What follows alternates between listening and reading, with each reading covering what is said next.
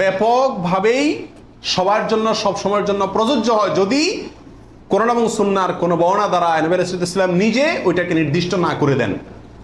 তিনি সফরে যদি কোনো নির্দেশ করেন, ওই সফরের বাইরের জন্য সেটা কার্যকর হবে কি হবে না? যদি কেউ সফরের জন্য নির্দিষ্ট করতে চায় তাহলে তার জন্য পৃথক দলিলের প্রয়োজন। বিধায় এটাই হলো বেশিরভাগ ওলামা একরামের মত। বিচ্ছিন্নভাবে কোনো আলেমের মত থাকতে পারে, কিন্তু সে এক দুজন আলেমের কথা না শুনে সংখ্যাগরিষ্ঠ ওলামা একরামের মতের উপর আমল করবেন। গরুর ক্ষেত্রে 7 জনের পক্ষ থেকে যথেষ্ট হবে।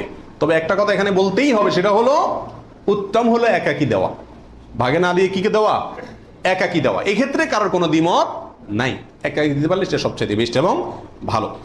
7 ভাগের নিচে হলে কোনো সমস্যা আছে কিনা গরুতে? একটা গরুতে ধরেন 5 জন মিলে দিলেন, 4 জন মিলে দিলেন, 3 জন মিলে দিলেন, 6 জন মিলে দিলেন, 7-এর নিচে হলো, এটা কি যথেষ্ট হবে না কোনো সমস্যা আছে?